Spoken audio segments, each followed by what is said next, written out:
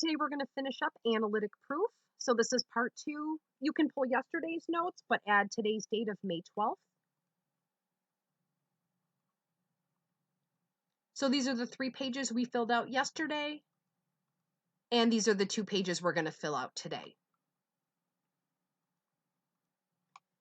In example 3, we have quadrilateral PQRS with its given vertices. So the best thing we can do is graph that first.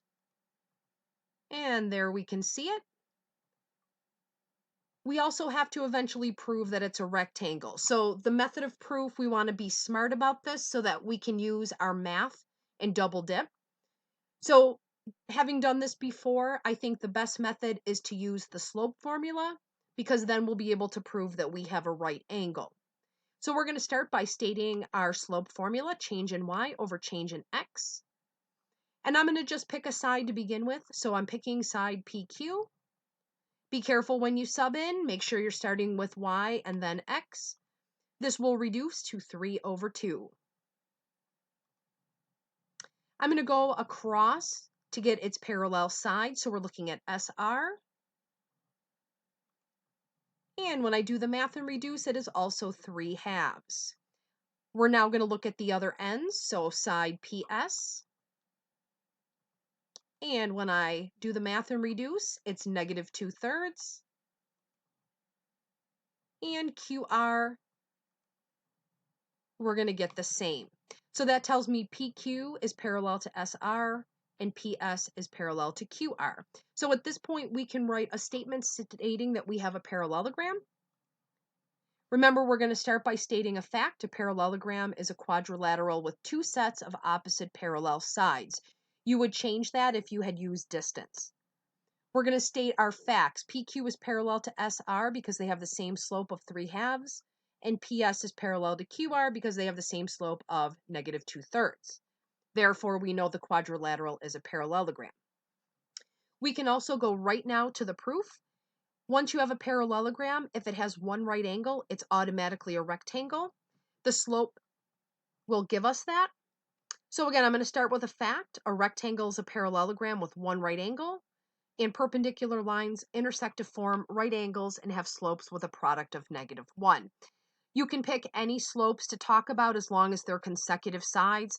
I've selected PQ and QR, but I can show that the product is -1, and that makes angle Q a right angle, and therefore my parallelogram is now a rectangle. So choose your method of proof carefully with your math so that you can double dip on that math. For proof number 4, again, we're starting with a quadrilateral, ABCD. The vertices are a little bit more generic. We can still prove this. Again, we're going to start with ABCD as a parallelogram. No graph is needed because I don't know the location of A or B. So knowing in part C, I'm going to have to prove I have a rectangle, I'm going to go with slope again. So I'm going to state my slope formula. Because the vertices are generic, I'm going to start with AB, and then I'm going to travel around consecutive sides. So for AB, change in y over change in x. When you have 0 in the numerator, the entire slope is 0. For BC, when I do the math, I actually get 0 in the denominator. We cannot have division by 0. This is considered undefined. But what that tells me is AB is horizontal and BC is vertical. Traveling around, CD.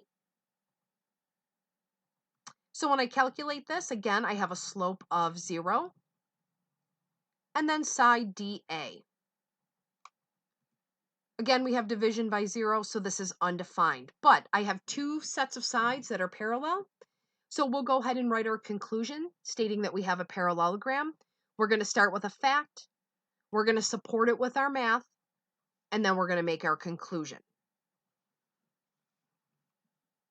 I'm actually going to jump right to part C because I can build on this. So in order to prove I have a rectangle, again, you can pick any 2 consecutive sides and focus on that vertex.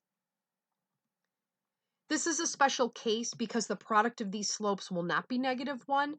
So I've added a little extra detail here. I still started with the fact that a rectangle is a parallelogram with one right angle. and that perpendicular lines intersect to form right angles.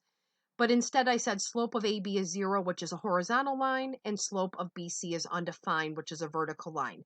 And that will now make angle B a right angle. So now our parallelogram is a rectangle. The last part of this proof is to prove that diagonals AC and BD are congruent. So we're going to state the distance formula to do that. I'm going to start with diagonal AC, and I'm going to sub in the pieces I know from the vertices given. When I do the subtraction, I'm left with the square root of a squared plus b squared. We cannot make this a plus b. There's a sum underneath the square root radical, so we're not able to cancel out with inverse functions. So the length of AC will stay just as it is. For side BD, we'll sub in the pieces and parts that we know. The second portion, 0 minus b, negative b squared will actually become positive b squared, and BD will have the same length. We don't have to write a lot of information here. Basically, we're just concluding that AC and BD are congruent because they have the same lengths. This will be homework number 127. I will attach graph paper digitally so that you can draw things out. If you have any questions, please make sure you contact me. Otherwise, have a great day.